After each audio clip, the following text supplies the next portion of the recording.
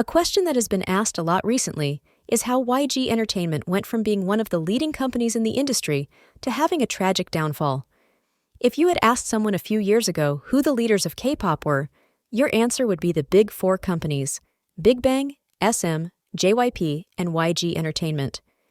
They made K-pop what it is today due to the new things they brought to the industry and their impact on the new generation of idols. However, things have changed recently, putting YG's position at risk.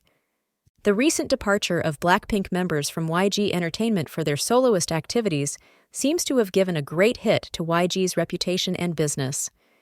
Does this mark the end of YG in the industry? Before you find all the answers, make sure to hit the like button, subscribe, and ring the bell so you get all the latest news about K-pop and the K-entertainment world. YG's expansion, acquiring companies, and debuting groups left and right have made people refer to the company as part of the Big Four.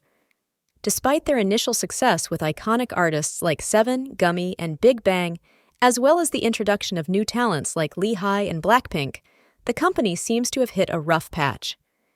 In a recent turn of events, the challenges for YG Entertainment have intensified, particularly with developments surrounding their most famous group, BlackPink.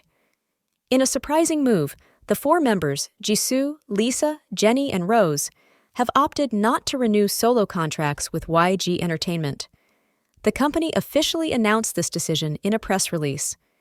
While the group will remain signed to YG Entertainment as a collective entity, each member will now pursue their solo career outside of the agency.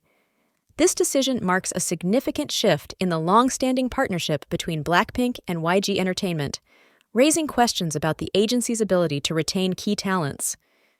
In a translated press release statement, YG expressed its commitment to supporting BlackPink's activities, emphasizing its encouragement for the members' individual pursuits. This move comes in the wake of a previous press statement where YG outlined plans for BlackPink's renewed contract, including a new album and a world tour. The company asserted its dedication to helping the group shine even brighter in the global music market. However, the departure of BlackPink from YG Entertainment is not just a newsflash. It unveils deep-rooted issues within the agency. Reports suggest that YG's management style, refusal to adapt to industry shifts, and a perceived lack of investment in cultivating fresh musical approaches have contributed to this critical juncture. Now, addressing the question, is this the end of YG Entertainment? It depends on what kind of downfall we're considering: economic, music quality, or collectively.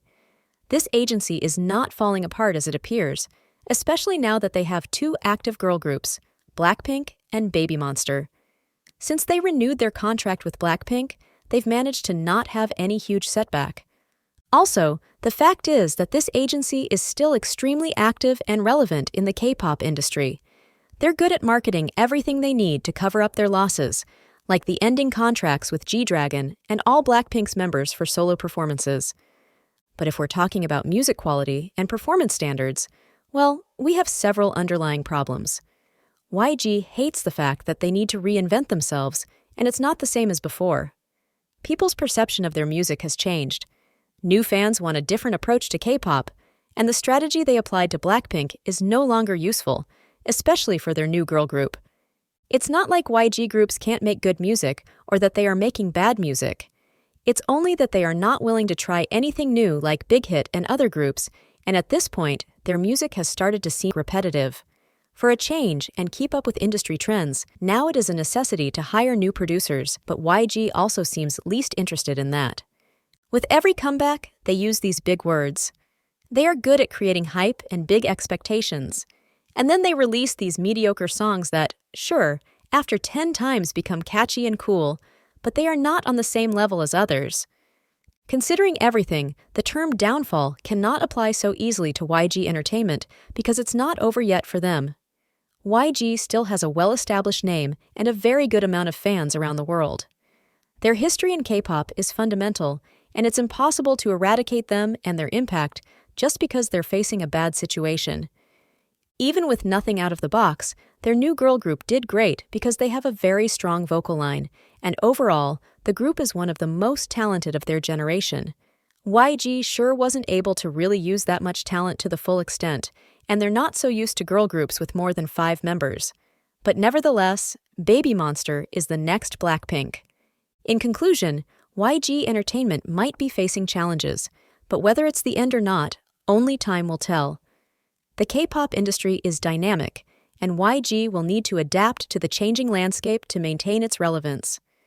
If you liked this video, don't forget to hit the like, subscribe, and turn on notifications for NoonaK so you don't miss any videos. See you next time.